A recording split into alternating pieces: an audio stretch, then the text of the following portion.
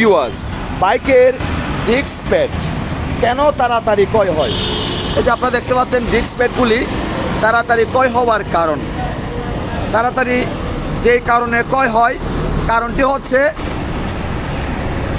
আপনার বাইকের disk pad যখন হার্ড হয়ে যাবে,